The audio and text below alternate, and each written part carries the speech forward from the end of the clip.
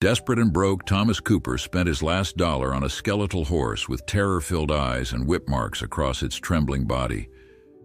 What no one at the mocking auction could have known was that this broken animal was actually a stolen champion worth a fortune, and dangerous men would kill to reclaim it.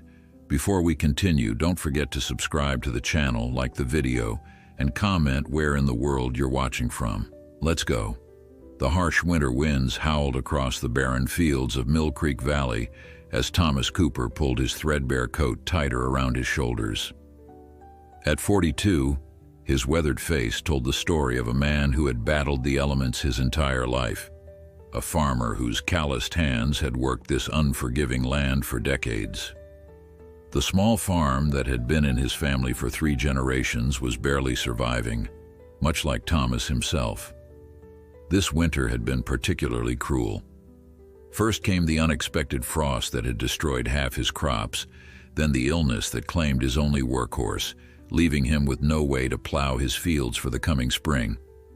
Without a horse, Thomas knew his farm would fail completely, yet his pockets were emptier than the promises politicians made when they occasionally remembered this forgotten corner of the county. Thomas's 10-year-old daughter, Lily, was the only light in his increasingly dark world. Her mother had passed away during childbirth, leaving Thomas to raise her alone. Despite their struggles, Lily's spirit remained unbroken, her smile a daily reminder of why he continued fighting against the cruel odds life had dealt them. "We'll figure something out, Papa," Lily would say, her voice carrying a confidence that Thomas wished he could feel. Something good always happens when things seem worst. Thomas wanted to believe her, but hope was a luxury he could scarcely afford these days. As Thomas trudged along the muddy path leading to town, his mind raced with desperate calculations. The bank had already extended his loan twice. His neighbors, themselves struggling to survive, had nothing to spare. The monthly livestock auction was his last hope, though what he could possibly afford there remained a mystery. The auction barn sat on the outskirts of town, a large wooden structure that had seen better days. Inside, the air was thick with the smell of animals and the murmur of voices as farmers and traders gathered, some hoping to sell, others looking for bargains. Thomas stood at the back, almost embarrassed by his presence. Everyone knew his situation.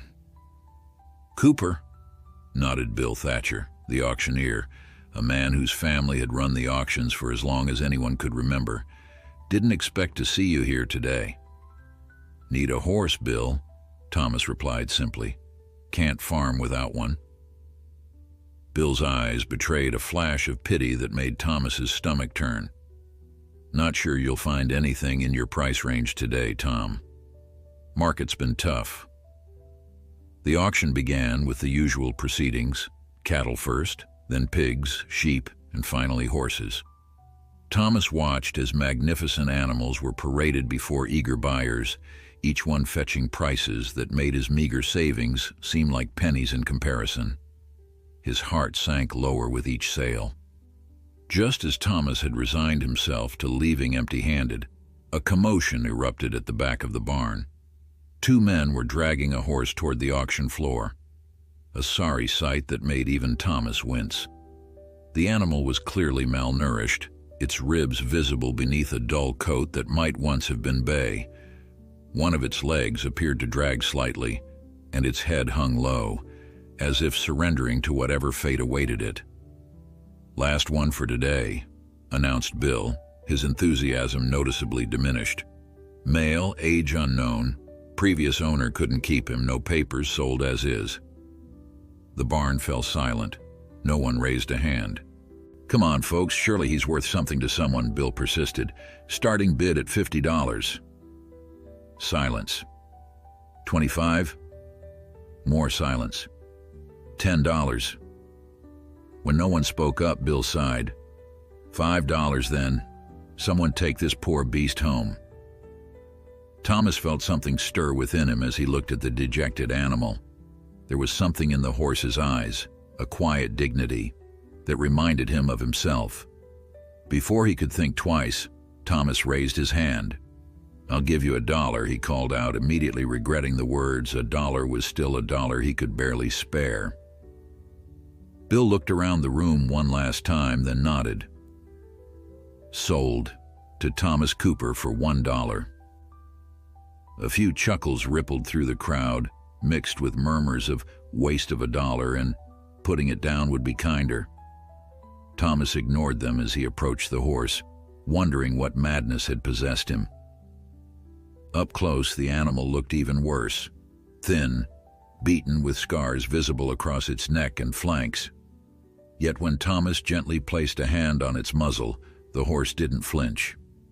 Instead, it raised its head slightly, dark eyes meeting Thomas's with an intelligence that caught him by surprise. "He's all yours," said one of the handlers, handing over a frayed rope that served as a lead. "Good luck with this one. Previous owner said he's stubborn as they come." Thomas led the horse out of the auction barn, feeling the stares of the other farmers boring into his back. Outside, the cold air bit at his face, but his mind was too occupied with questions to notice. How would he feed another mouth when he could barely feed himself and Lily? What use was a lame horse on a farm that needed strength and endurance? The journey home took twice as long, with the horse following reluctantly behind. When they finally arrived, Lily ran out to meet them, her initial excitement quickly giving way to concern. "Papa, he's so skinny," she said, her small hand reaching out cautiously to stroke the horse's neck. "It was all I could afford, Lily," Thomas explained, the weight of his decision growing heavier by the minute. $1. "He has kind eyes," Lily observed after a moment with the innocent wisdom that often surprised her father. "What's his name?" Thomas hadn't thought that far ahead. "He doesn't have one yet. Maybe you should name him." Lily studied the horse carefully, walking around him with the seriousness of a doctor examining a patient. When she completed her circuit, she nodded decisively. "Dollar," she announced. "His name is Dollar." Thomas couldn't help but smile, despite everything. "Dollar it is, then." They led the newly christened Dollar to their small barn, making space among the few chickens and their single milk cow.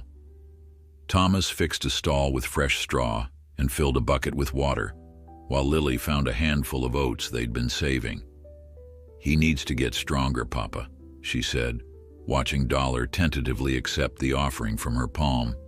"We'll do our best," Thomas promised, though he wasn't sure how.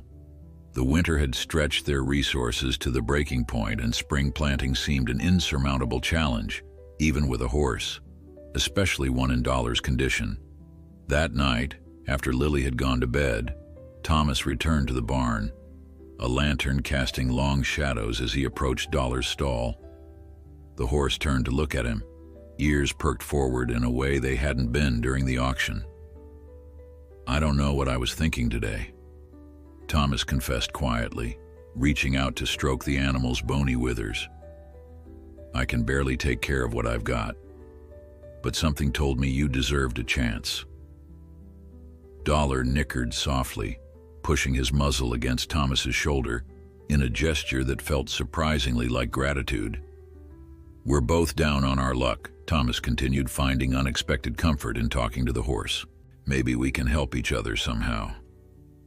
As Thomas turned to leave, his lantern illuminated something he hadn't noticed before. Beneath the dirt and neglect, along Dollar's flank, was a small mark, what looked like a brand that had been deliberately obscured. Thomas leaned closer, curiosity piqued. He gently brushed away some of the caked mud, revealing what appeared to be an ornate W branded into the horse's hide. "Where did you come from, Dollar?" Thomas whispered, more to himself than to the horse. "And how did you end up at that auction?" Dollar merely blinked, his secrets remaining his own as Thomas extinguished the lantern and headed back to the house, unaware that the $1 he had spent would change his life in ways he could never have imagined. The following weeks tested Thomas's already strained patience. Dollar was weaker than he had initially thought, barely able to walk around the small paddock without becoming winded. His limp was more pronounced on cold mornings, and his appetite was meager at best. Thomas had to stretch their limited supplies even thinner to feed the horse, often giving Dollar portions of his own meals when Lily wasn't looking. "He'll get better," Lily insisted every evening as they checked on the horse before bedtime. Her unwavering faith sometimes felt like an additional burden to Thomas, who was beginning to wonder if saving Dollar had been an act of mercy or merely postponing the inevitable. Yet as February gave way to March, subtle changes began to appear. Dollar's coat, though still dull, had lost its matted appearance thanks to Lily's daily brushing. His eyes seemed brighter, more alert, and he would now whinny softly whenever Thomas entered the barn. Most importantly, he was eating regularly, not just the meager oats Thomas could spare, but also hay and grass with increasing appetite. One crisp morning, Thomas entered the barn to find Dollar standing straight, his head held higher than usual. When Thomas approached with the lead rope for their daily walk around the property, an exercise the veterinarian had suggested during a charitable visit, Dollar stepped forward eagerly, pushing his nose against Thomas's chest. "Well, look at you," Thomas said, surprised by the horse's sudden energy. "Feeling better today, are we?" As they walked the perimeter of the small farm, Thomas noticed that Dollar's limp, while still present, had improved significantly. The horse moved with more confidence, occasionally tugging at the rope as if eager to move faster than Thomas's cautious pace allowed. On an impulse, Thomas led Dollar toward the empty field that needed plowing before planting could begin.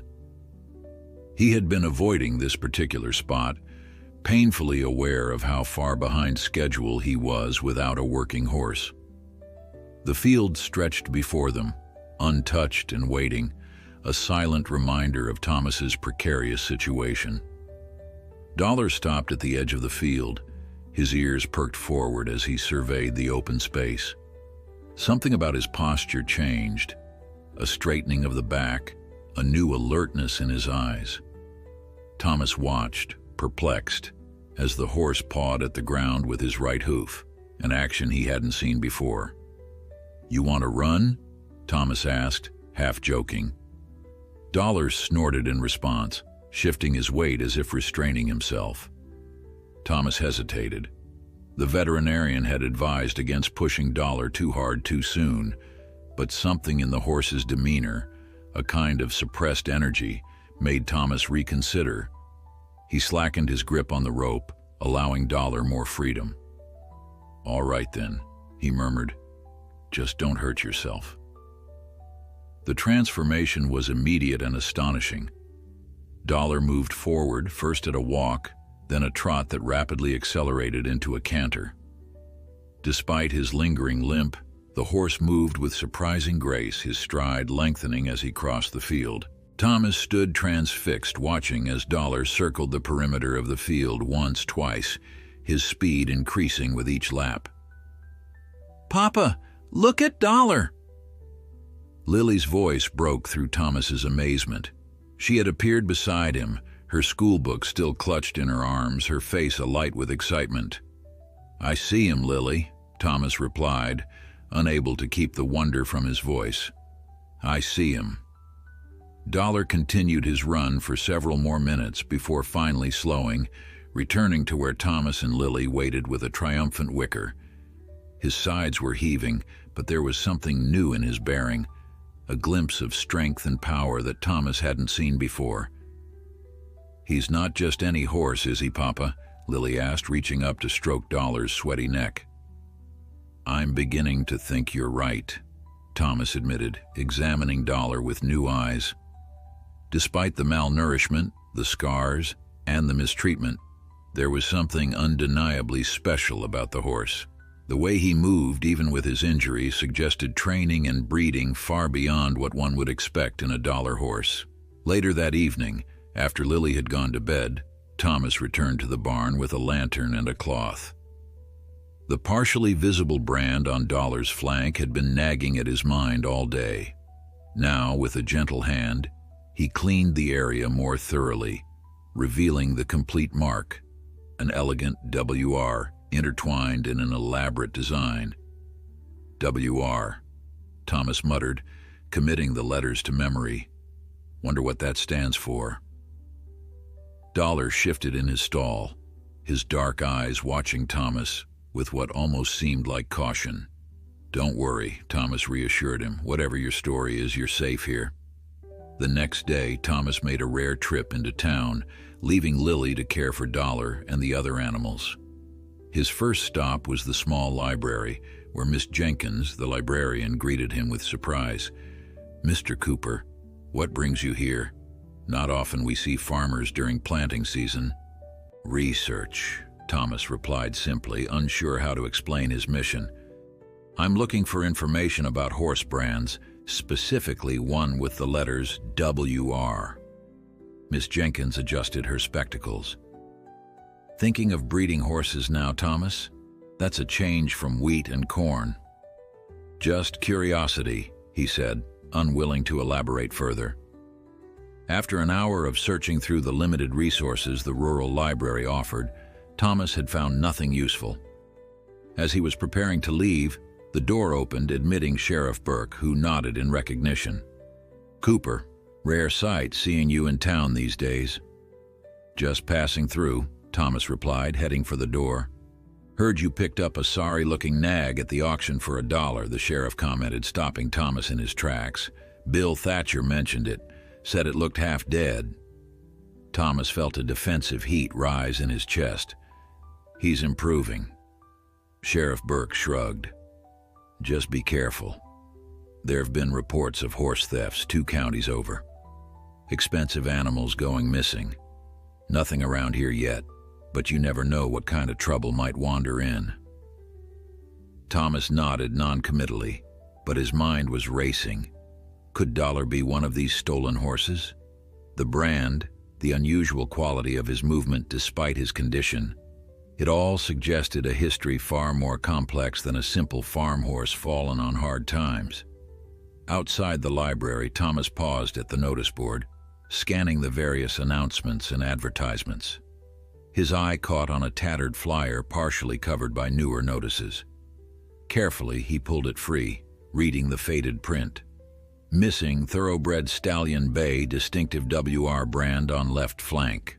Champion racer. Substantial reward offered." The paper was dated from the previous summer, almost 8 months ago. At the bottom was a contact name, William Remington, Westfield Stables, and an address in a county Thomas had heard of but never visited, nearly 100 miles away. Thomas folded the paper carefully and slipped it into his pocket, his mind in turmoil. If Dollar was this missing champion, returning him would mean a substantial reward, money that could save his farm, ensure Lily's education, provide security they hadn't known in years. But as Thomas walked home, the image of Dollar running across his field stayed with him. The joy in the horse's movement, the trust in his eyes when Thomas approached.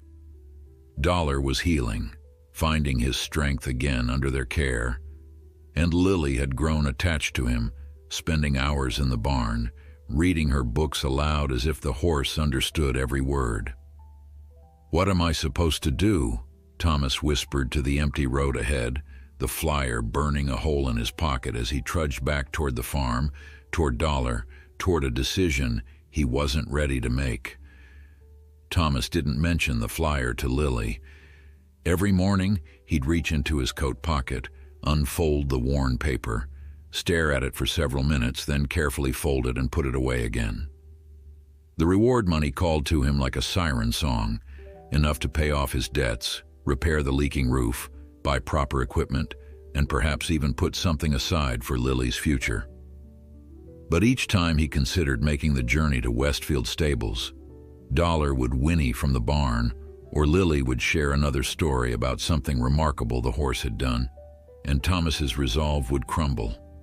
Spring arrived with renewed purpose, the land slowly awakening from winter's grip.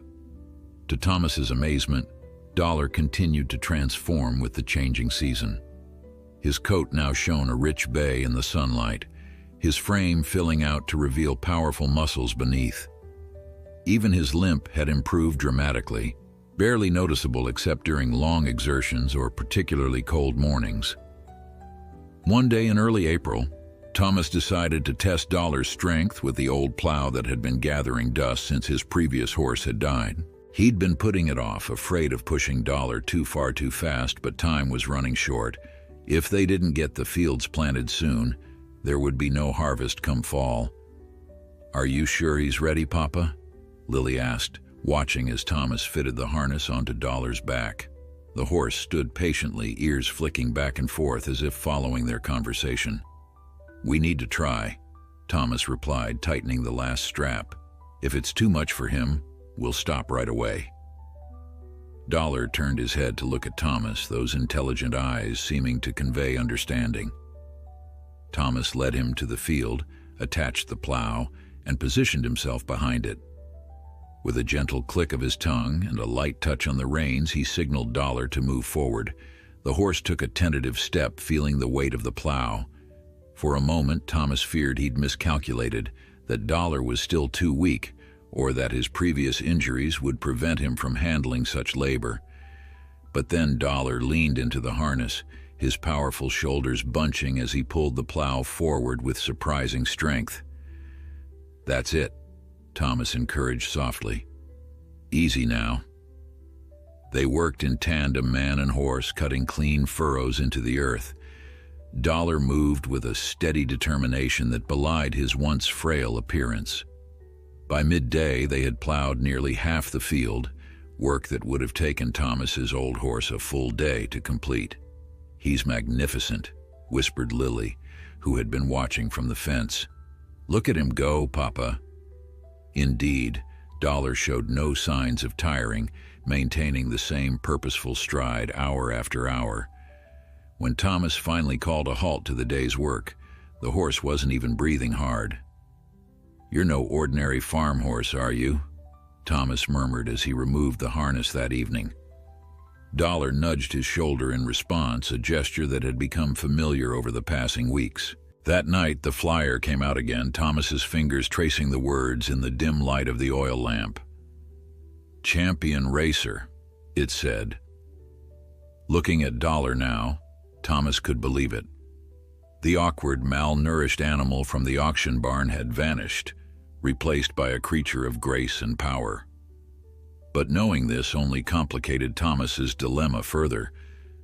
The next morning, Thomas was surprised to find Ben Holloway, his nearest neighbor, leaning against the fence watching Dollar graze in the paddock. "Heard you got yourself quite a horse, Cooper," Ben said by way of greeting. "Didn't believe the talk, but seems like folks weren't exaggerating for once." Thomas nodded cautiously. He and Ben weren't exactly friends, but they'd helped each other out over the years when circumstances demanded it. "He's coming along." "Coming along?" Ben chuckled.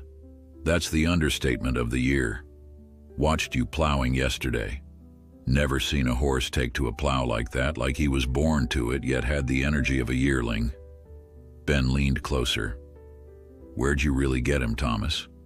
Because no horse like that goes for $1, not unless there's something I'm missing."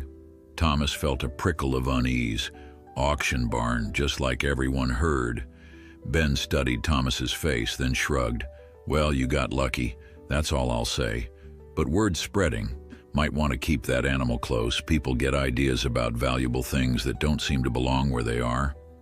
After Ben left, Thomas found himself checking the locks on the barn with extra care. He knew what Ben meant. In these hard times, desperation drove people to actions they might otherwise avoid. If rumors about Dollar's quality continued to spread, who knew what might happen? As if sensing his master's unease, Dollar stayed closer to the house over the next few days, rarely venturing to the far reaches of his paddock. When Thomas worked in the fields, the horse would often raise his head, scanning the surroundings as if on guard.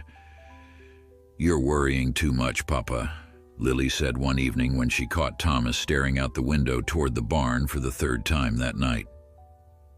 "Dollar is fine. No one's going to take him." Thomas wasn't so sure. That night he slept in the barn, his shotgun propped against the wall beside him.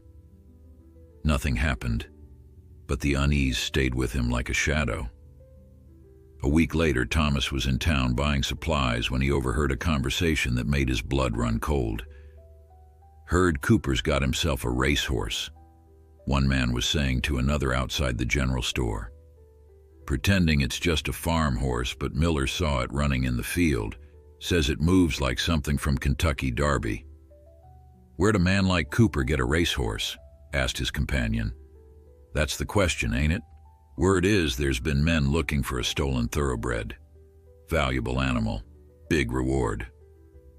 Thomas hurried his purchases and headed home, his mind racing faster than his feet could carry him.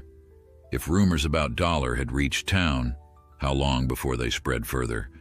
How long before someone connected the dots and reached out to Westfield Stables? The decision he'd been avoiding for weeks now loomed larger than ever.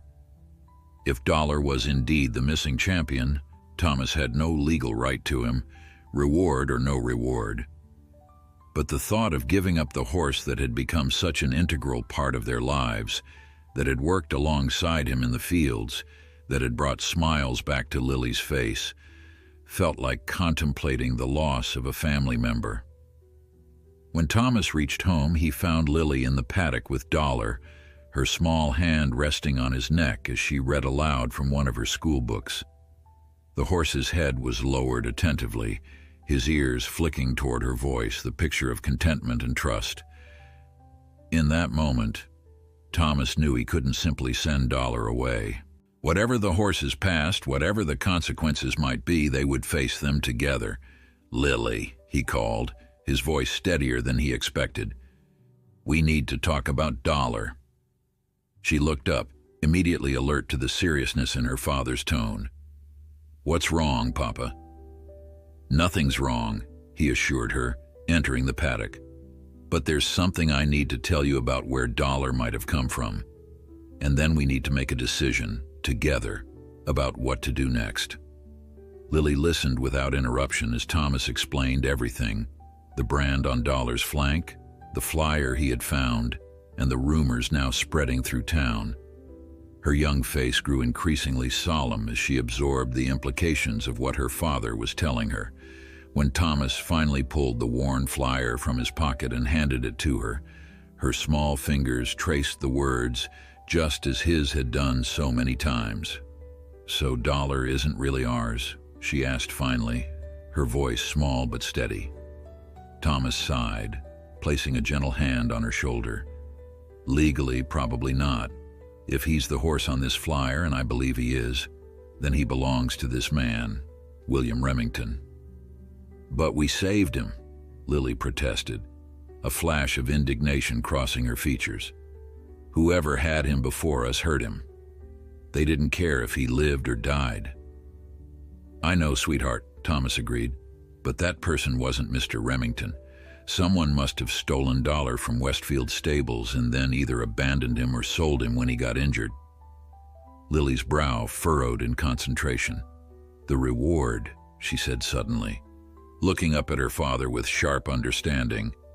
Is that why you're telling me now? Because you want to return him for the money? The question stung, though Thomas knew he deserved it. Hadn't he been contemplating exactly that for weeks? The money would help us, he admitted honestly, but that's not the only reason. These rumors in town, they're spreading. Sooner or later, someone's going to make the connection and contact Westfield Stables.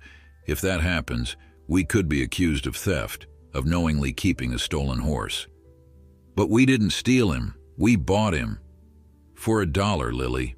No champion racehorse is worth $1, and a court might think we should have known better. Lily went quiet again, her eyes drifting to where Dollar grazed peacefully, unaware that his fate was being decided. The setting sun cast long shadows across the paddock, painting the horse's gleaming coat with stripes of gold. What if, she began hesitantly, what if we write to Mr. Remington ourselves? We tell him we have his horse and how we found him. We could ask... Ask what, Lily? Ask if we can keep him. she finished in a rush. Or maybe we could work for him. Take care of Dollar. You're so good with horses, Papa, and Dollar trusts us. Thomas smiled sadly at his daughter's simple solution, though he knew the world rarely accommodated such straightforward resolutions. Still, there was wisdom in her approach. Taking the initiative to contact Remington might at least demonstrate their good faith. "That's a good idea," he told her. "We'll write to him tomorrow." Lily nodded, but her eyes were still troubled. What if he just takes Dollar away and we never see him again? Thomas had no comforting answer for that. It was the outcome he feared most himself. "We'll cross that bridge when we come to it," he said finally. "For now, let's just focus on doing the right thing." That night, Thomas drafted a letter to William Remington of Westfield Stables. He described finding Dollar at auction, his terrible condition, and their subsequent care. He mentioned the WR brand and included a sketch of it. He was honest about his delay in coming forward, explaining his attachment to the horse and his daughter's love for him. Finally, he expressed hope that whatever happened next would take into account Dollar's well-being above all else. The letter was dispatched the following day when Lily went to school. Thomas included their address but omitted any mention of the reward. If Remington was the horse's rightful owner, the money was his obligation, not Thomas's to request. Life continued as normal while they awaited a response.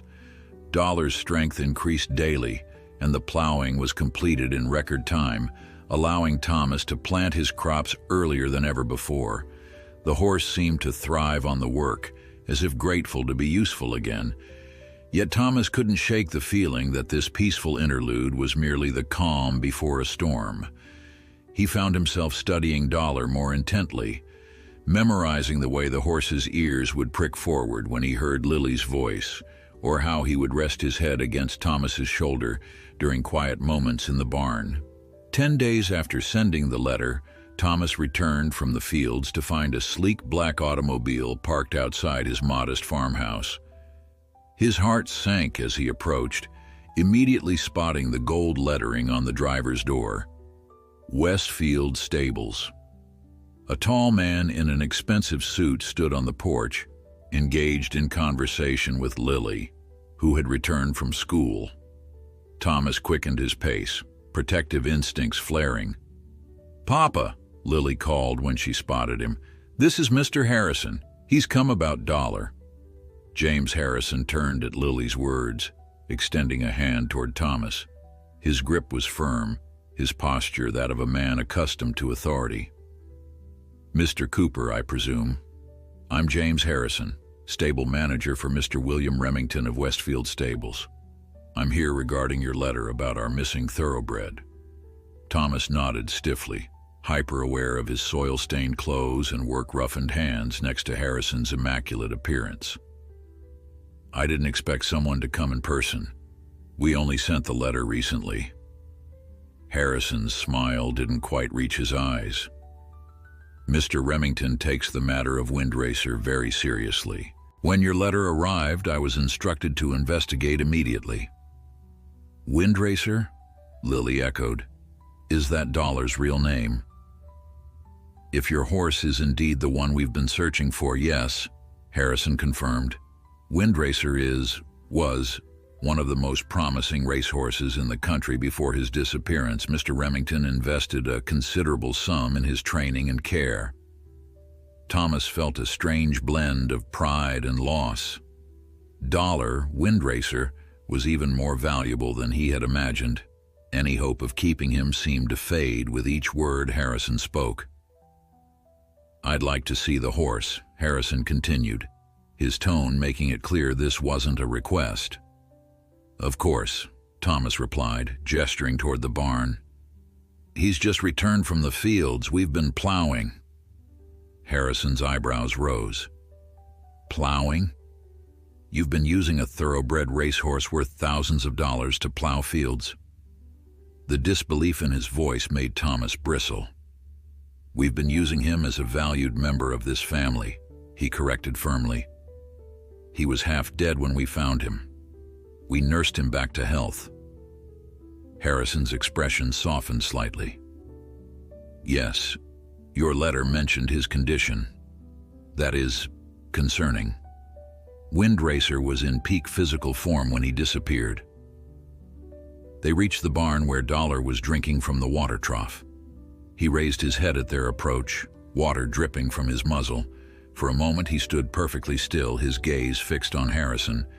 Then, unexpectedly, he backed away, ears flattened against his head.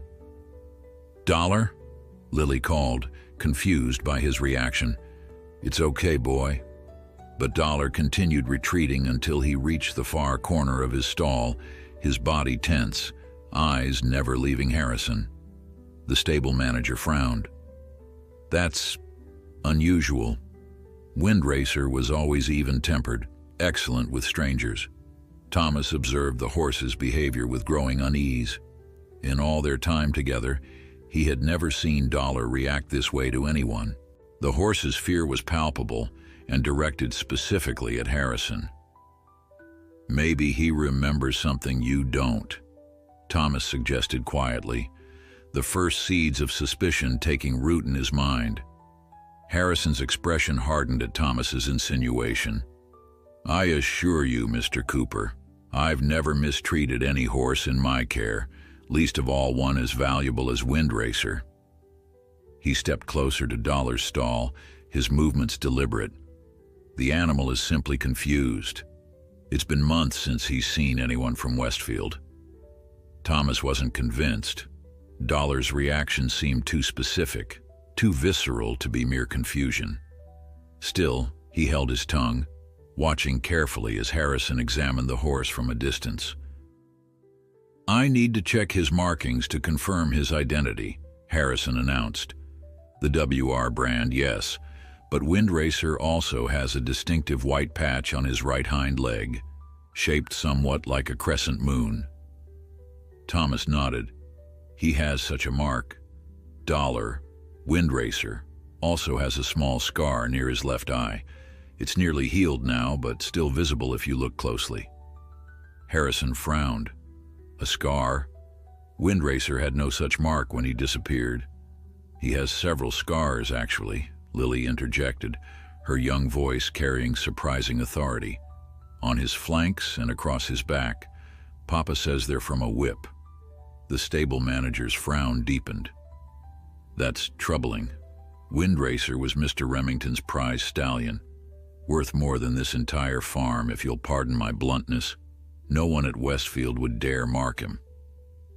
"Then someone else did," Thomas said simply. "He was in terrible shape when I found him.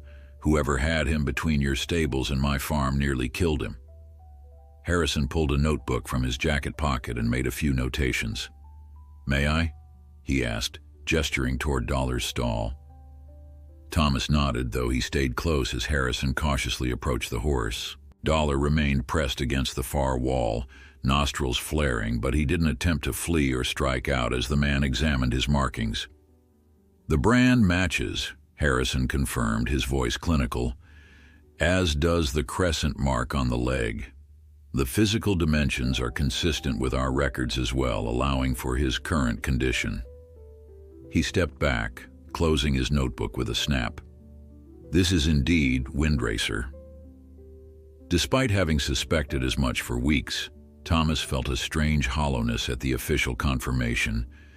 Dollar, the name still felt more natural than Windracer, wasn't theirs. He never had been. "What happens now?" Lily asked, her small hand finding Thomas's and squeezing tightly. Harrison straightened his already impeccable suit. "Now I return Windracer to his rightful owner, Mr. Remington. I've brought appropriate transportation." He gestured toward the sleek car outside, which Thomas now noticed was towing a small horse trailer, "and we can depart immediately." "No," Thomas said, the word escaping before he could consider it fully. Both Harrison and Lily looked at him in surprise. "I beg your pardon?" Harrison's tone was icy. Thomas took a steadying breath. "I mean, not yet. Dollar, Windracer, is still recovering from whatever ordeal he suffered. The journey to Westfield would be difficult for him in his current state. Harrison's laugh was short and dismissive.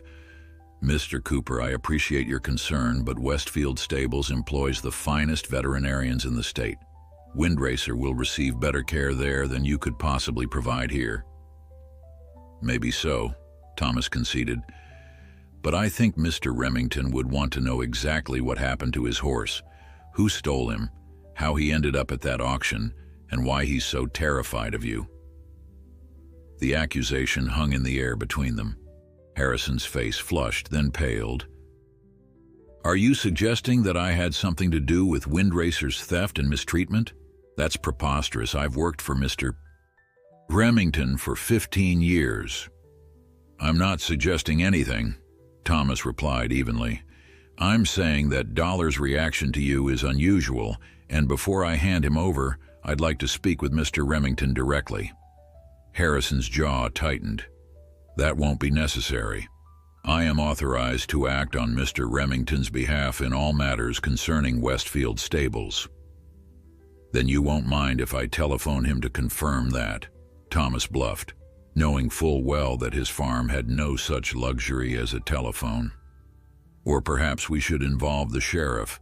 Since theft was involved, he'd surely want to investigate." The mention of the sheriff caused a subtle shift in Harrison's demeanor. Something like uncertainty flickered across his features before his professional mask reasserted itself. "That won't be necessary," he said again, more stiffly this time. "If you insist on being difficult, I can arrange for Mr. Remington to visit personally. But I warn you, Mr. Cooper, delaying the return of stolen property is a serious matter." "It's not a delay," Thomas countered. "It's due diligence. Dollar was nearly dead when I found him. Someone did that to him, and I mean to find out who." Harrison checked his pocket watch with exaggerated care. "Very well. I'll inform Mr. Remington of the complication. Expect his visit within the week. But understand this. Windracer will be returning to Westfield Stables. The only question is whether you'll receive the reward money or legal sanctions." With that, Harrison turned on his heel and strode out of the barn, not bothering to look back. Thomas and Lily watched as he climbed into his expensive car, turned it around with practiced precision, and drove away, leaving only a cloud of dust on the rural road. As soon as he was gone, Dollar's demeanor changed dramatically. The tension left his body, and he moved forward to the stall door, pushing his nose against Thomas's shoulder in his usual affectionate gesture. "He really was scared of that man, wasn't he, Papa?" Lily observed, reaching up to stroke Dollar's forehead. "Yes," Thomas agreed, troubled by the implications. "He was. Do you think Mr. Harrison stole Dollar and hurt him?" Thomas considered this. "I don't know, Lily. It seems unlikely that the stable manager would steal his employer's prized horse. But Dollar's reaction, that wasn't normal. What do we do now?" Thomas sighed, patting Dollar's neck absently. "Now we prepare to meet William Remington and hope he's more interested in the truth than his stable manager seems to be."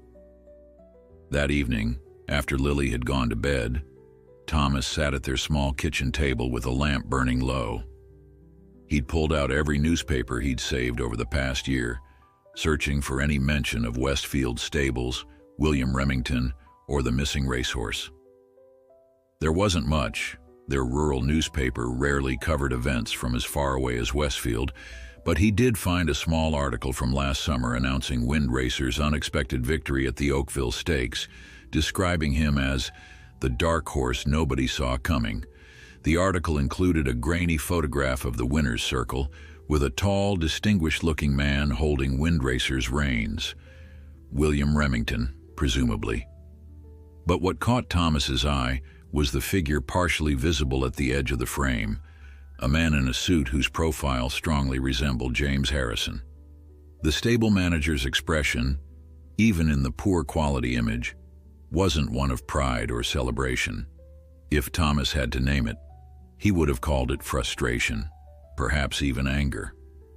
Thomas sat back, considering this new piece of the puzzle. Why would Harrison look displeased at his employer's horse winning a prestigious race? What could possibly motivate a stable manager to resent the success of the very animals in his care? He had no answers, only more questions. But one thing was becoming increasingly clear. The story of Windracer's disappearance was more complicated than a simple theft. And Thomas was beginning to suspect that in sending that letter to Westfield Stables, he might have inadvertently placed Dollar in danger once again. The days following Harrison's visit passed in a state of heightened vigilance. Thomas took to sleeping in the barn again, his shotgun close at hand. Lily kept Dollar within sight whenever she wasn't at school, reading to him for hours from her favorite books as if her presence alone could protect him. The horse himself seemed to sense the tension, staying close to the barn and house, his ears constantly alert for unfamiliar sounds. Thomas considered going to Sheriff Burke with his suspicions, but quickly dismissed the idea. What proof did he have beyond a horse's reaction and a grainy newspaper photo? It would be Thomas's word against that of a respected stable manager from a wealthy establishment. In these parts, such contests rarely ended in favor of struggling farmers. On the fourth day after Harrison's departure, just as Thomas was beginning to wonder if the man's promise of Remington's visit had been a bluff, an unfamiliar automobile appeared on the horizon. Unlike Harrison's sleek, ostentatious vehicle, this was a practical, sturdy car built for country roads. It approached at a modest speed, eventually coming to a stop in front of the farmhouse. Thomas straightened his shirt and ran a hand through his hair, wishing he'd had warning enough to present a more dignified appearance. Lily, who had been watching from the window, rushed to his side, her expression a mixture of anxiety and excitement. "Is that him, Papa? Mr. Remington?" "I expect so," Thomas replied, placing a reassuring hand on her shoulder. "Remember what we discussed. Be respectful, but don't be afraid to speak your mind about Dollar." She nodded solemnly as the car door opened. The man who emerged matched the figure from the newspaper photograph, though the image hadn't captured the full measure of his presence. William Remington was tall and broad-shouldered, with silver-streaked dark hair and the weathered complexion of someone who spent considerable time outdoors despite his evident wealth. His clothes were expensive but practical, a well-tailored suit modified for comfort rather than show. Most striking were his eyes, sharp, observant, and unexpectedly kind. "Mr. Cooper, I presume?" Remington's voice was deep and steady, his handshake firm but not aggressive like Harrison's had been. "William Remington, I understand you've found my missing horse." Thomas nodded. "It appears so, sir, though when I found him, he was barely recognizable as the champion your man Harrison described."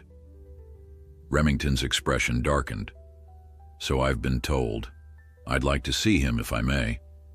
"Of course. He's in the barn." Thomas led the way, Lily following close behind.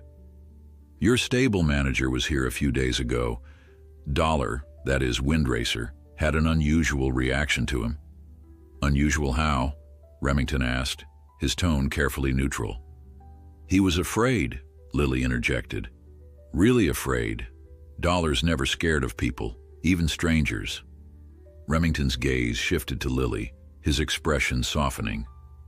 "And you are?" "Lily Cooper, sir. Dollar's my friend." A small smile touched Remington's lips. "I'm pleased to meet you, Miss Cooper.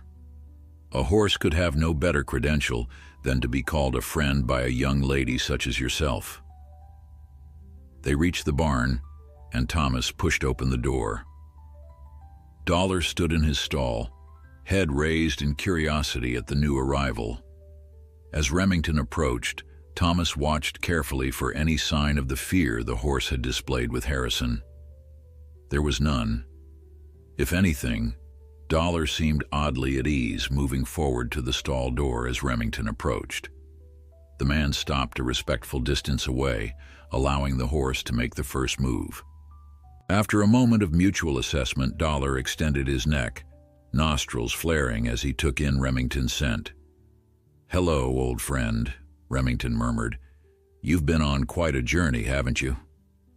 Slowly, with the patience of someone well-versed in horses' sensitivities, he raised a hand and placed it gently on Dollar's neck. The horse remained calm, showing none of the distress that had marked Harrison's examination. "It's definitely Windracer," Remington confirmed, his voice thick with emotion. "I'd know him anywhere despite what he's been through." His fingers traced one of the scars on Dollar's flank. "These marks weren't there when he disappeared." "No," Thomas agreed. "Like I told Harrison, someone mistreated him badly between your stables and my farm." Remington's jaw tightened. "Mr. Cooper, would you be willing to tell me exactly how you came to acquire my horse? I've heard Harrison's version, but I'd prefer to hear it directly from you." Thomas recounted the story in detail: the auction, Dollar's pitiful condition, their gradual nursing of him back to health, and finally the discovery of his true identity. Remington listened without interruption, his expression growing increasingly troubled. "And you paid just $1? He asked when Thomas finished. "That's right. No one else would bid on him. Most thought he'd be dead within days." Remington nodded slowly. "Yet here he stands, healthy and strong thanks to your care." He turned to face Thomas directly. "Mr. Cooper, I owe you a debt of gratitude and, of course, the reward mentioned in the notice." Thomas shifted uncomfortably. "About that, Mr. Remington, there's something you should know." He led Remington back to the house where he retrieved the newspaper clipping he'd found. "This was taken after Windracer won the Oakville Stakes," he explained, pointing to the partial image of Harrison.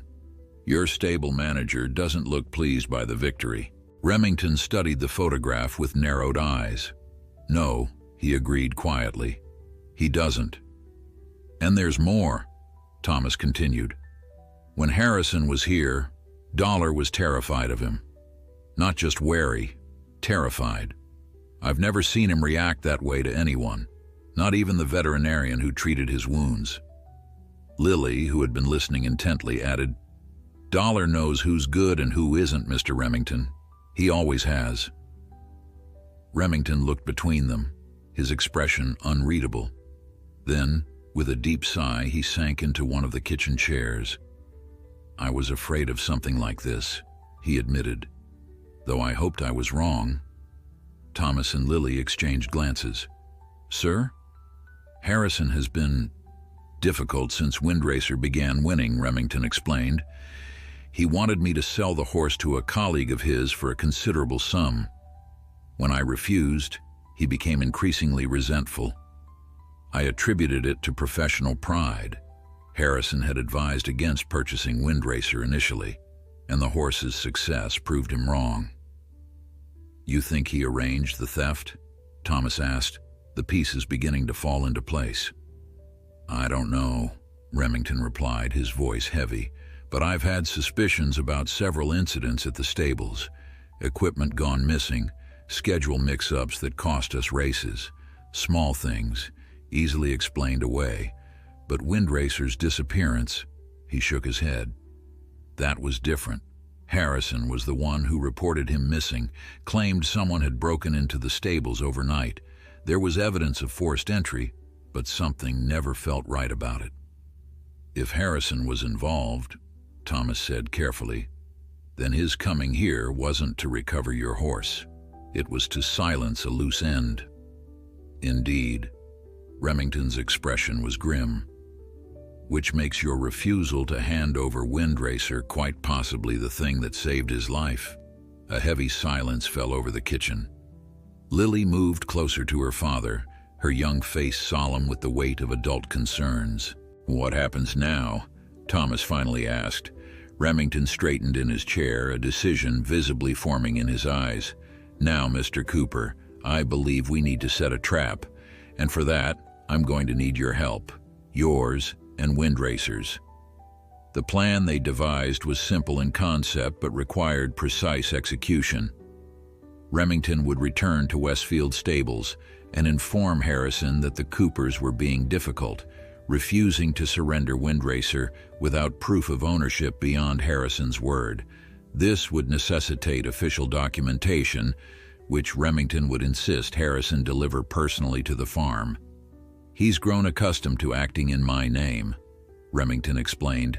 "He won't suspect anything unusual about the request, and his eagerness to resolve the situation will likely override any caution." "But what if he suspects a trap?" Thomas asked. "He's already wary after Dollar's reaction to him." Remington's smile was grim. "Harrison has many flaws, but the greatest is his arrogance. He believes himself cleverer than everyone around him. That's what we'll use against him." Before departing, Remington insisted on examining Dollar more thoroughly. His experienced hands moved gently over the horse's body, assessing every scar and lingering sign of malnutrition.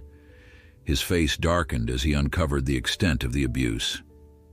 "This was systematic," he muttered, fingers tracing a particular pattern of marks across Dollar's hindquarters.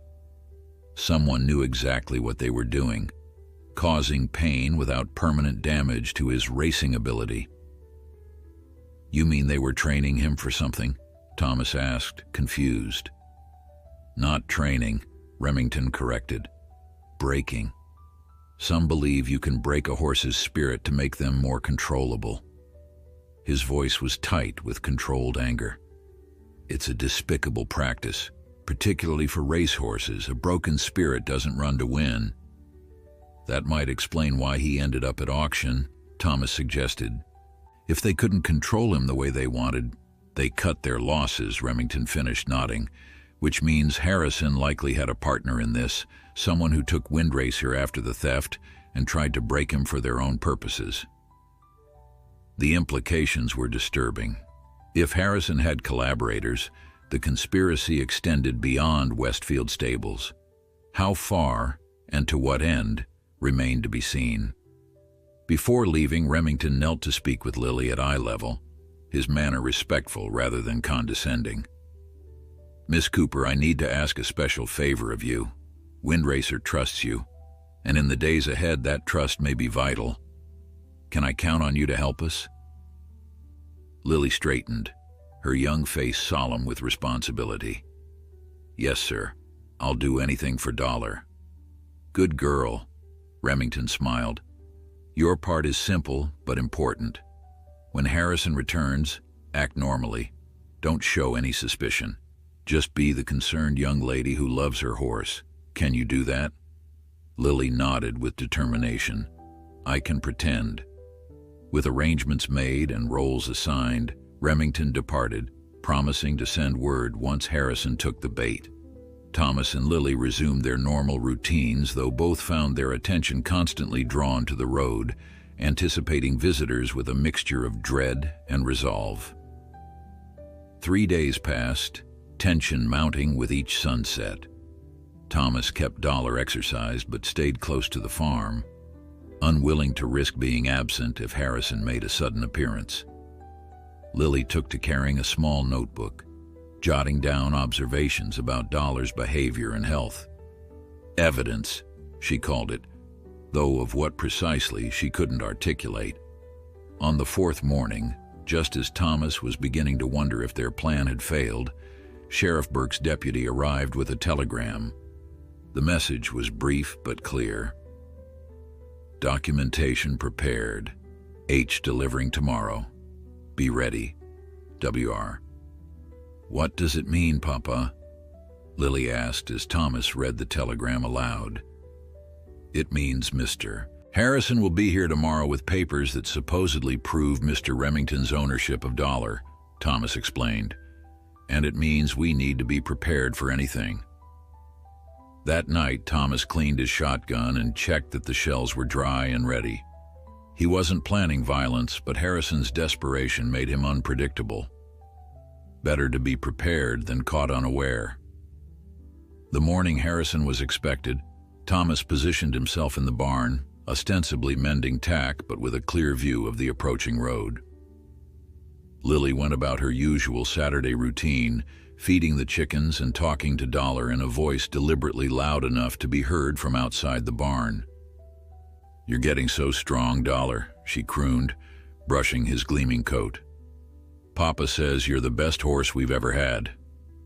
The performance was partly for Harrison's benefit, should he arrive within earshot, but Thomas noted the genuine affection in his daughter's voice. Whatever happened next, separating Lily from Dollar would be painful.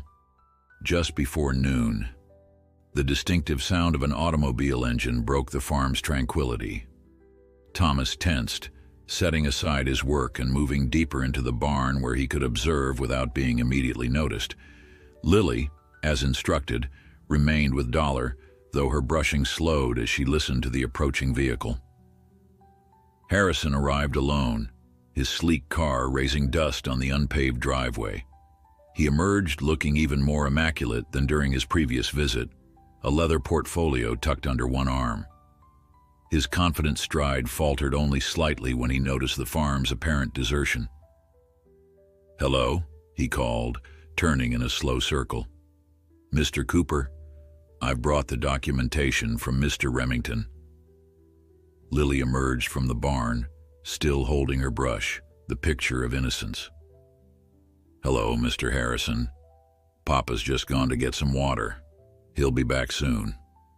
Harrison's smile didn't reach his eyes. "Well, isn't that convenient? And how is Wind Racer today, young lady?"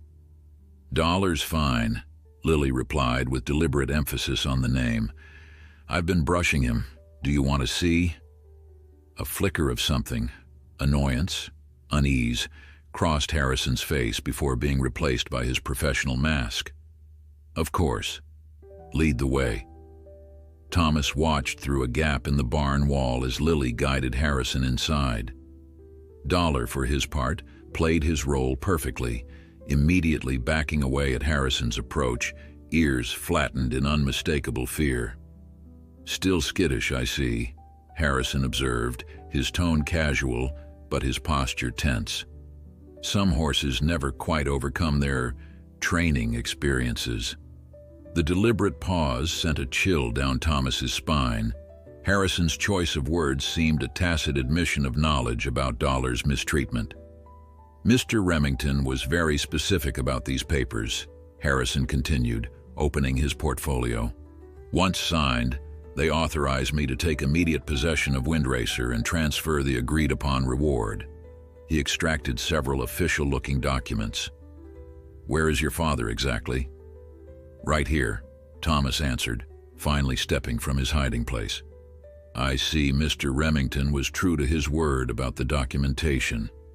Harrison turned sharply, momentarily startled by Thomas's sudden appearance. He recovered quickly, extending the papers. "Everything's in order. Just sign where indicated and we can conclude this business to everyone's satisfaction." Thomas accepted the documents but made no move to sign them. Instead, he flipped through slowly, pretending to read while watching Harrison from the corner of his eye. The stable manager's composure was beginning to crack, his fingers drumming impatiently against his thigh. "Is there a problem, Mr. Cooper?" Harrison finally asked, an edge to his voice. "No problem," Thomas replied calmly. "Just being thorough. After all, this is quite a significant transaction. Wouldn't you agree, Mr. Remington?" Harrison's face drained of color as William Remington stepped into view from the opposite side of the barn, where he had been hidden since before Harrison's arrival. "Indeed, Mr. Cooper," Remington said coldly, his eyes fixed on his stable manager. "A most significant transaction, though not, I think, the one Mr. Harrison had in mind."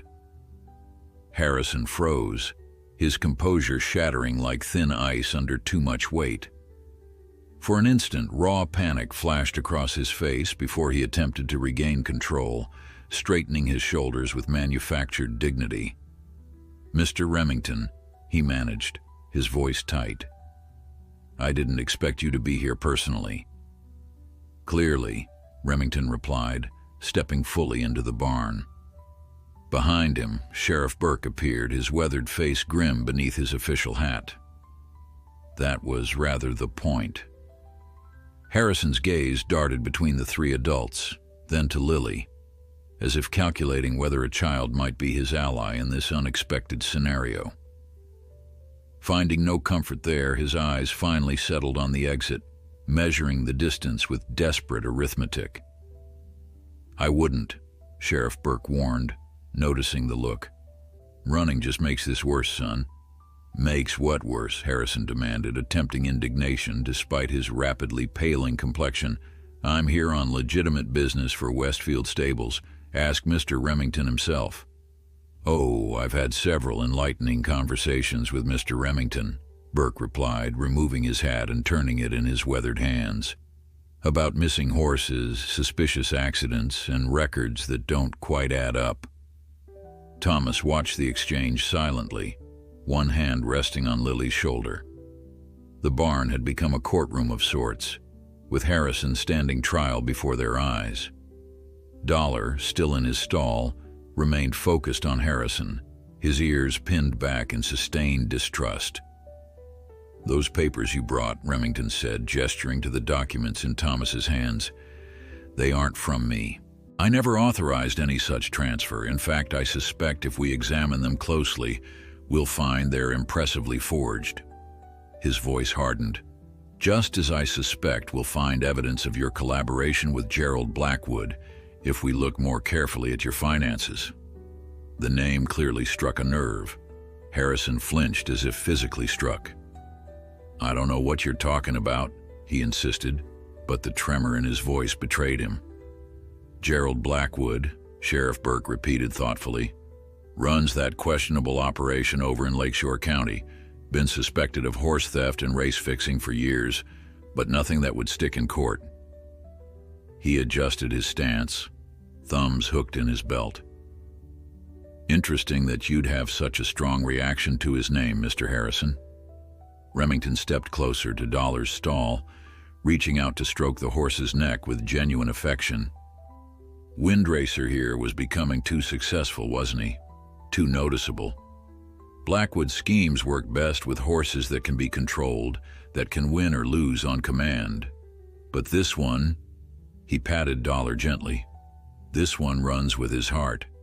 He can't be made to lose when he wants to win." Harrison's face twisted with bitterness. "You have no idea what you're talking about. No evidence. Nothing but the reactions of a traumatized animal and wild speculations." "Actually," Thomas interjected quietly, "we have more than that." He reached into his pocket and withdrew a folded paper. "This arrived by messenger this morning. It's a sworn statement from Luke Mercer, one of your stable hands. He witnessed you letting someone into the stables the night Windracer disappeared. Someone he recognized as one of Blackwood's men. This was a bluff. No such statement existed, but Harrison had no way of knowing that." The stable manager's expression collapsed into naked fear, his eyes darting once more toward potential escape routes. In a sudden, desperate lunge, Harrison bolted for the barn door. He might have made it too, if not for Dollar. As Harrison passed his stall, the horse struck with astonishing precision, teeth closing on the back of the man's expensive jacket. The fabric held just long enough for Sheriff Burke to close the distance, restraining Harrison as he thrashed and cursed. "Seems like Windracer remembers you just fine," Burke observed dryly, securing handcuffs around Harrison's wrists. "Mighty helpful of him to assist in your arrest." As the sheriff led Harrison outside to his waiting vehicle, Remington turned to Thomas and Lily. "I cannot thank you both enough," he said with genuine warmth. "Your integrity and courage have saved Windracer from a fate I shudder to contemplate." Lily, who had remained admirably composed throughout the confrontation, finally allowed her emotions to surface. "Does this mean Dollar, Windracer, has to go with you now?" she asked, her voice small but steady. Remington knelt to her level, much as he had during his previous visit. "Windracer is legally mine, yes, But ownership is sometimes more complicated than legal documents suggest. He glanced up at Thomas. The reward for his return is substantial. Enough, I imagine, to resolve your financial concerns for some time. Thomas nodded, his throat tight. It would change everything for us, but... He looked at Dollar, then at his daughter's solemn face. Some things matter more than money. Indeed they do, Remington agreed, rising to his feet. Which is why I have a proposition for you both. Outside, they could hear Sheriff Burke reading Harrison his rights, the man's protests fading as he was placed in the police automobile. The excitement and tension that had filled the barn began to dissipate, leaving room for something new, possibility. Westfield Stables needs honest, capable people, Remington continued, people who understand horses not as commodities but as the remarkable creatures they are. Mr. Cooper, I've seen how you've cared for Windracer. I've seen the bond between him and your daughter. That kind of connection can't be bought or taught. Thomas frowned slightly, uncertain where this was leading. What exactly are you proposing, Mr. Remington? A position. Head trainer at Westfield. Housing provided on the property with excellent compensation and, he smiled at Lily, a full educational scholarship for your daughter at the finest school in the county. The offer hung in the air, almost too perfect to be real. Thomas found himself unable to form words, his mind racing with implications and possibilities. Lily, however, had no such hesitation. Would Windracer be there too? She asked, pragmatic as always. Of course, Remington assured her. Though given his experiences, I think we might consider a dual name. Windracer, for racing papers and official documents, but Dollar for those who know his true heart. After all, he answers to it now, doesn't he? As if in confirmation, Dollar nickered softly at the sound of his adopted name, pushing his nose against Lily's shoulder. Could we think about it?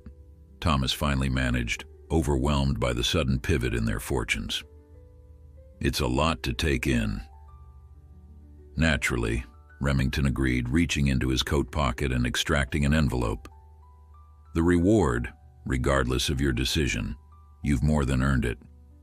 When Thomas hesitated, he added, consider it an advance if you prefer, but it's yours either way.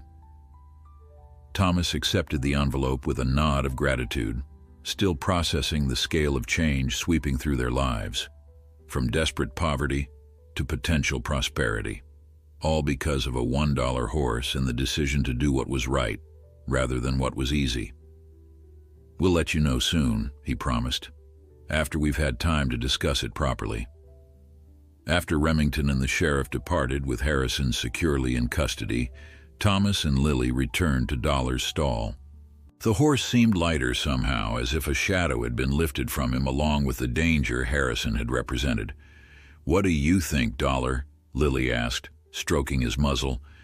Would you like us to come live where you used to be? Dollar pushed his nose into her palm, then turned to look at Thomas with those intelligent eyes that had first drawn him at the auction barn. In that gaze, Thomas saw not just the championship bloodlines or the valuable training, but something far more precious. A spirit that had endured cruelty without surrendering its dignity, its capacity for trust and connection. Whatever they decided, Thomas knew that their lives, like Dollar's, had been irrevocably transformed by the events set in motion when he'd raised his hand and bid $1 for a horse no one else wanted. That evening, Thomas sat at the kitchen table with the envelope Remington had given him. He'd finally opened it after Lily had gone to bed and now stared at its contents with a mixture of disbelief and cautious hope. The sum was more than he'd earned in the past 3 years combined. Enough to clear his debts, repair the farm, buy proper equipment, and still have plenty left over. The promised salary at Westfield would be generous as well, more than ensuring Lily would never know the kind of poverty that had defined Thomas's existence. But money wasn't the only consideration. This farm, modest as it was, had been in his family for generations. His father and grandfather had worked this land, and somewhere in the small cemetery on the hill, 5 generations of Coopers rested beneath simple markers. Could he really leave all that behind? Sleep eluded him that night, his mind turning over possibilities like soil under a plow. By morning, he was no closer to a decision, though exhaustion had clarified what mattered most: Lily's future and Dollar's well-being. He found his daughter already in the barn when he went out to do the morning chores. She was sitting on a stool beside Dollar's stall, her school notebook open on her lap. "I'm making a list," she announced without preamble, "of reasons to go and reasons to stay." Thomas smiled despite his fatigue. Lily had always approached problems methodically, a trait she'd inherited from her mother. "And what have you come up with?" She turned the notebook to show him 2 neatly labeled columns. The stay column contained items like "our home," "Papa's family land," and "we know everyone here." The go column listed "Dollar can race again," "better school," "Papa won't worry about money," and touchingly, "make new friends." Thomas sat beside her on an overturned feed bucket. "Those are all good points, Lily. It's not an easy decision, is it?" She shook her head, her expression earnest. "I asked Dollar what he thinks." "Did you now? And what did he say?" "He said he wants to be where we are," Lily replied with absolute conviction. "But he also has dreams about running fast again like he was born to do." Thomas considered this, struck once more by his daughter's intuitive understanding. Dollar had indeed shown signs of his racing heritage, that inexplicable joy and speed that seemed woven into his very being. The farm provided exercise, but not the purpose for which the horse had been bred and trained. "Papa," Lily continued, suddenly hesitant, "I've been thinking about Mama too. Do you think she'd want us to go?" The question caught Thomas off guard. Elizabeth had been gone for nearly a decade, yet her presence still permeated their lives in subtle ways. In Lily's thoughtful nature, in the quilt on her bed, in the rose bushes that still bloomed beside the porch each summer.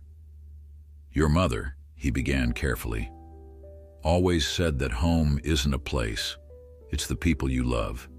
She believed in taking chances when they felt right in your heart." He smiled at a sudden memory. "Did I ever tell you she proposed to me? Most women waited for the man to ask in those days, but not your mama. She knew what she wanted and wasn't afraid to reach for it." Lily's eyes widened. "Really? She asked you?" "She did. Said she'd been waiting long enough for me to work up the courage, and she wasn't getting any younger." The memory warmed him. Your mother understood something important, that sometimes the path forward requires leaving something behind. They sat in companionable silence for a while, Dollar occasionally nickering softly as if offering his thoughts on the matter. Finally, Thomas said, "Mr. Remington won't wait forever. We should give him our answer soon." Lily nodded thoughtfully. "We should sleep on it, like you always tell me to do with big decisions. But Papa..." "Yes? I think I already know what I want to do." Thomas looked at his daughter's resolute face and realized he did too. 2 days later, they stood on the porch of their farmhouse as William Remington's automobile pulled into the yard. The man himself emerged, looking relaxed and confident, as if already certain of their decision. "Mr. Cooper, Miss Cooper," he greeted them warmly. "I trust you've had sufficient time to consider my offer." Thomas nodded. "We have, sir. It wasn't an easy decision. This land has been in my family for generations." "Understandable," Remington acknowledged.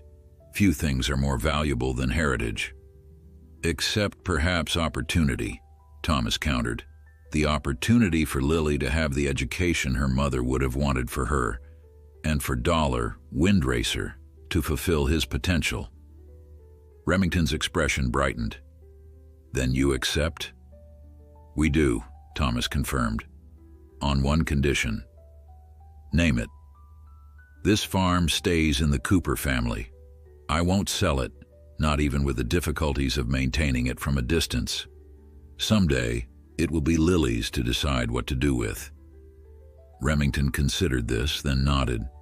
A reasonable condition.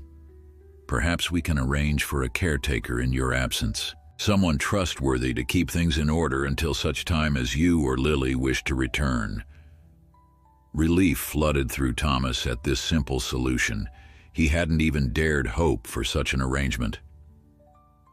Then we have an agreement. Remington extended his hand, which Thomas shook firmly. When can you be ready to relocate? A week, Thomas answered, having already calculated the minimum time needed to settle their affairs. We travel light. The following days passed in a whirlwind of activity. News of their impending departure spread through the small community, eliciting reactions ranging from congratulations to barely concealed envy. Ben Holloway, to Thomas's surprise, offered to look after the farm in their absence. Not for free, mind you, Ben clarified gruffly, but fair wages for fair work. I could use the extra income and my boys can help. Thomas accepted gratefully, recognizing the arrangement benefited them both. With that concern addressed, he focused on sorting through the accumulation of a lifetime, deciding what to take and what to leave behind. Lily approached the task with characteristic efficiency, filling one small trunk with absolute essentials: her mother's quilt, her favorite books, the wooden horse Thomas had carved for her 5th birthday. For a child who had never ventured beyond the neighboring towns, the prospect of such change might have been terrifying. Instead, she embraced it with quiet determination. Sheriff Burke came by the school yesterday, she told Thomas as they packed. He said Mr. Harrison confessed everything about stealing Dollar and selling him to that bad man, Mr. Blackwood. Thomas paused in his work. Did he say anything else? Lily nodded. He said to tell you that they found other horses too, ones that Mr. Blackwood had stolen. They're being returned to their owners. This news brought Thomas a sense of completion, as if a circle had closed.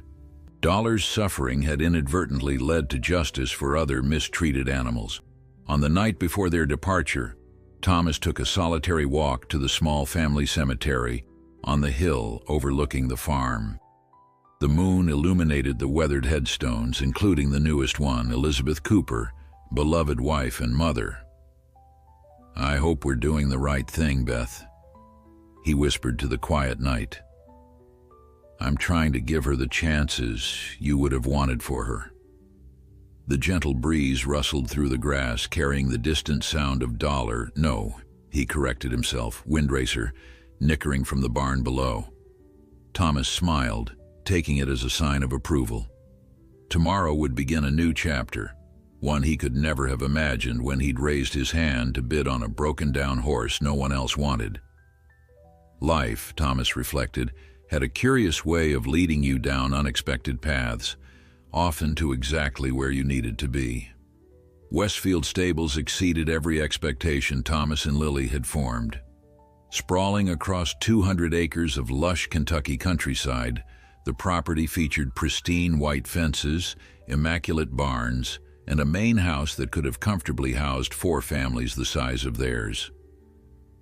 Their assigned cottage, a small accommodation according to Remington, was twice the size of their farmhouse, with modern amenities Thomas had only read about in magazines: electric lights in every room, running water, and a telephone on the wall.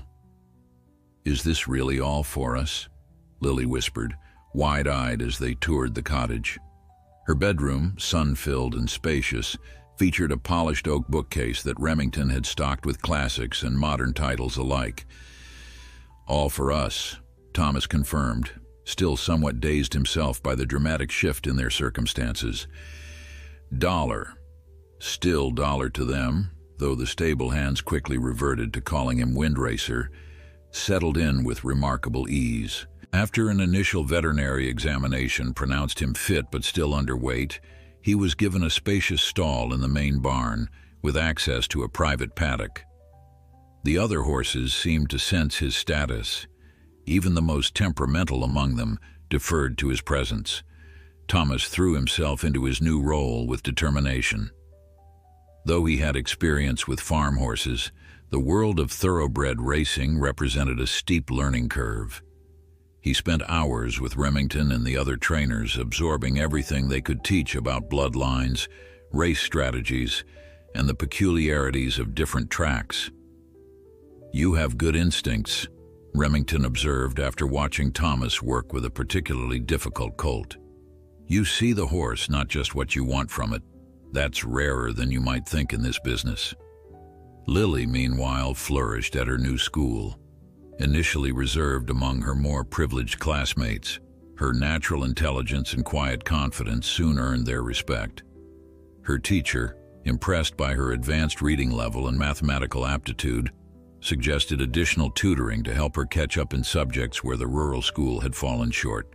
"She has remarkable potential," Miss Harrington told Thomas during their first parent-teacher meeting. "With the right guidance, there's no limit to what she might achieve." As summer faded into autumn, Dollar's training intensified. His strength had fully returned, his coat gleamed with health, and the fear that had once shadowed his eyes had vanished entirely. Even the limp, once so pronounced, had disappeared, leaving only the faintest hitch in his stride during cold weather. "He's ready," Remington announced one crisp October morning, after watching Dollar complete a training run that left the other horses far behind. The Autumn Classic at Willow Creek. It's a smaller event, perfect for his return to racing. Thomas felt a strange mixture of pride and apprehension. "Are you sure he's ready for competition, after everything he's been through?" Remington's gaze was sympathetic but firm. "Windracer was born to race, Thomas. You've seen it yourself. Keeping him from the track now would be like caging a wild bird that's finally healed enough to fly." The day of the race dawned clear and cool, the Kentucky hills ablaze with fall colors. Lily wore her best dress, a new acquisition that still made her self-conscious despite Thomas's assurances that she looked perfect. The grandstands at Willow Creek were modest compared to the major venues, but the atmosphere was electric with anticipation. News of Windracer's return had spread through racing circles, drawing a larger crowd than usual for the small track. Some came out of curiosity, others from skepticism. How could a champion, missing for over a year and reportedly mistreated, possibly regain his former glory? In the paddock before the race, Dollar seemed to absorb the energy of the crowd, his ears pricked forward, nostrils flaring. The jockey, a veteran rider named Michael, whom Remington trusted implicitly, approached with respect, bordering on reverence. "He knows what today is," Michael remarked as he checked the saddle. "I've ridden hundreds of horses, but few with his awareness. It's like he understands exactly what's expected of him." Thomas nodded, stroking Dollar's neck one last time before the jockey mounted. "Just bring him home safe," he said quietly. "That's all that matters." "What about winning?" Michael asked with a slight smile. Thomas glanced at Lily, who stood nearby with barely contained excitement. "He's already won more than any race could offer," he replied. "But yes, winning would be nice too." As the horses lined up at the starting gate, Thomas and Lily joined Remington in the stands. The announcer's voice crackled over the loudspeaker, introducing each competitor with practiced enthusiasm. When Windracer's name was called, a murmur rippled through the crowd, part recognition, part anticipation. "The prodigal champion returns," Remington commented. "Watch closely, Lily. This is history in the making." The starting bell rang, gates flew open, and the horses burst forward in a thunder of hooves. Dollar broke well but settled into fifth position as they rounded the first turn, seemingly content to gauge the competition. Thomas found himself holding his breath, hands clenched on the railing before him. "He's pacing himself," Remington explained, his voice steady despite the excitement. Michael knows what he's doing. As they approached the backstretch, Dollar began to advance, moving with fluid grace that belied his traumatic history. One by one, he overtook the leaders until only the frontrunner remained, a gray colt with an impressive record of his own. The final turn approached, the two horses neck and neck. The crowd rose to its feet, the roar of collective excitement drowning out individual voices. Lily bounced on her toes, her small face flushed with emotion as she shouted encouragement that Dollar couldn't possibly hear. Yet somehow, as they thundered into the final straightaway, Dollar's head turned slightly toward the stands, as if he'd sensed her presence. In that moment, Thomas saw the horse's stride lengthen, his powerful body extending as he found another gear that the gray colt couldn't match. Dollar crossed the finish line 2 lengths ahead, ears pricked forward, running not just with skill, but with unmistakable joy. The grandstands erupted, strangers embracing as if they'd all personally invested in this remarkable comeback. Lily threw her arms around Thomas's waist, tears streaming down her face. Even Remington, usually so composed, wore an expression of unguarded delight. In the winner's circle, with cameras flashing and reporters clamoring for the story, Dollar stood calmly beside Thomas and Lily, seemingly unaffected by the commotion. When asked how it felt to witness such a triumphant return, Thomas found himself unexpectedly emotional. "Dollar, Wind Racer, has taught us more than we could ever teach him," he replied finally. "About resilience, about trust, about finding strength when everything seems darkest." Years later, long after Dollar had retired from racing with a record that solidified his place among legends, Lily would often return to that first victory. By then, she was a veterinarian specializing in equine rehabilitation, her childhood passion having blossomed into a distinguished career. The cottage at Westfield had become her permanent home, though Thomas divided his time between the stables and the old Cooper farm, which remained in the family just as he'd insisted. Dollar, now enjoying his golden years in a sun-dappled paddock, still galloped occasionally when the mood struck him, his aging body briefly recapturing the glory of his racing days. He would always come when Lily called, greeting her with the same affectionate nudge he'd offered since she was a child. Sometimes, on quiet evenings, Thomas would sit on the paddock fence watching Dollar graze peacefully and marvel at how a single dollar spent on what seemed like a foolish impulse had altered the entire trajectory of their lives.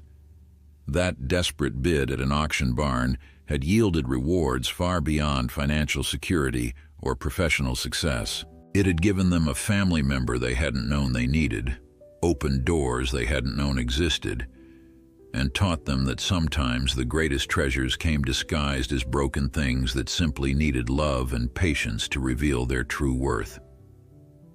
In the end, Thomas reflected, it wasn't about how much Dollar had cost or how much he had earned.